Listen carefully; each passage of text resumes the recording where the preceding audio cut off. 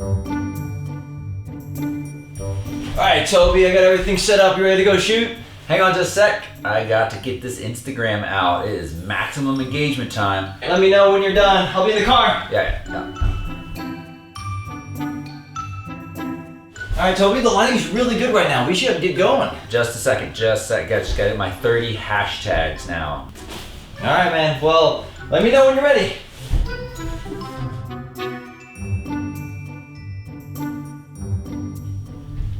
Alright, Toby, that's my 9 to 5. I'll see you tomorrow.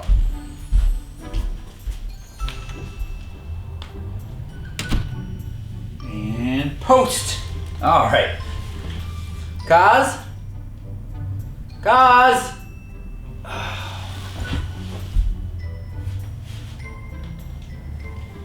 Instagram is too much work.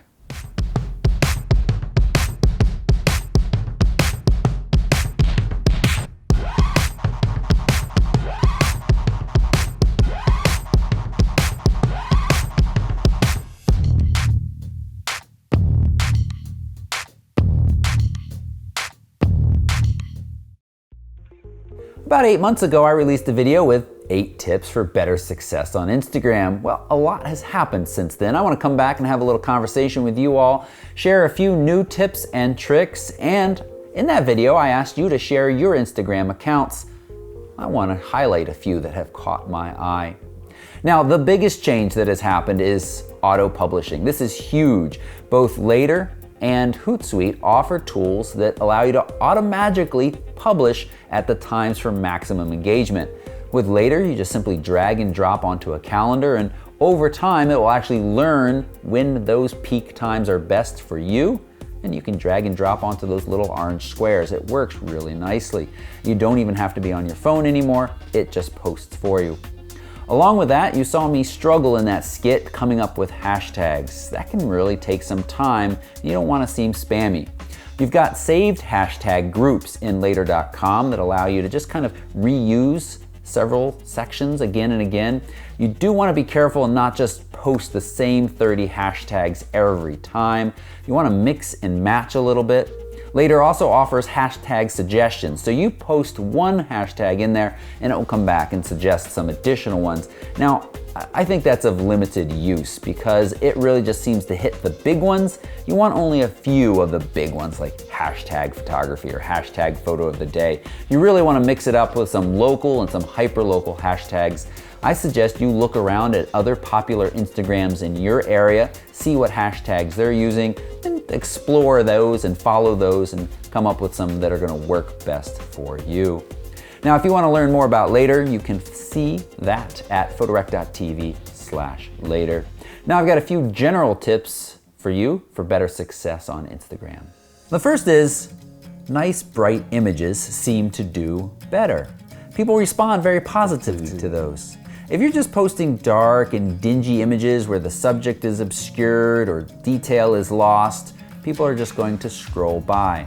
So bring that exposure up, make sure you've got a nice pure white in there so it looks nice and bright and crispy, and people are gonna respond much better to it.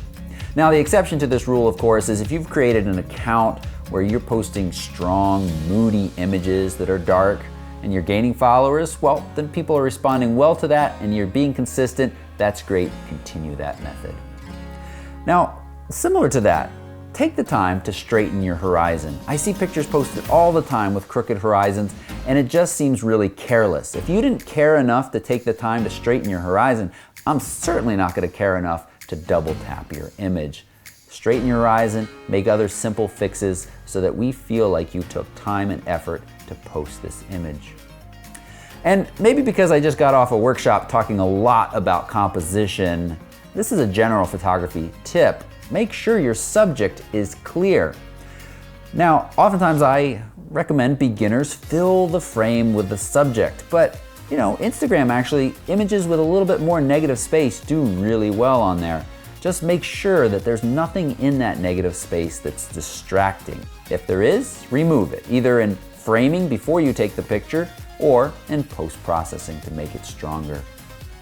And the last thing that I want to talk about is your captions. They're important because Instagram uses the time somebody looks at your image as part of its engagement measuring tool. And one of the ways to get people to look longer at your images is to give them a nice caption to read. A blank caption or a very short non-descriptive caption or a non sequitur, it just, doesn't invite anything interesting, and it's a missed opportunity. But take the time to connect with your viewer. Share a personal backstory to this image. Why is it special to you? Why are you posting this and sharing it with the world? Or maybe simply, how did you capture it? What's the story behind this image? That's gonna get me and other viewers reading and staying on there longer, which is gonna help your engagement. It's even better if you can invite a question, but make sure it's an appropriate question. If you post a nice picture of the Milky Way, don't say, hey, do you like chocolate ice cream or vanilla ice cream better? No. Maybe ask something like, where in the world would you like to go and shoot the Milky Way? You're inviting this discussion as they look at your nice Milky Way picture. I want to talk about a few alternatives for just a moment. Alternatives to Instagram, because there are a couple, and I'd love to hear your thoughts and opinions on these. You can leave those in the comments below. First one that comes to mind is 500 pics. Part of me feels like if I put this much effort that I do into Instagram into posting and caption writing and tagging at 500 pics, I'd probably have a lot of engagement there as well. And then of course there's Vero, which is that hot new, or is it dead and new, social account.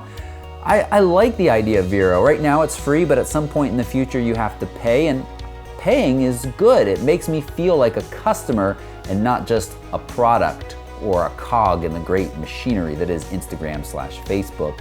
But really, are regular people gonna pay in the future? Kaz and I were talking about this. It seems more likely that it's just gonna be a bunch of photographers paying, hoping that somebody sees their work. And that's what keeps bringing me back to Instagram. Same with 500 pics. Instagram offers the greatest number of eyeballs to see your work, from the professional photographers through the amateurs on down to your mom, your brother, your family and friends. Isn't that what we want at the end of the day? The greatest number of eyeballs on our work? And that's what keeps bringing me back to Instagram. If you found this video helpful, give it a quick thumbs up, and don't forget to subscribe for future videos, gear reviews, tips, tricks, and more Instagram tips in the future as well.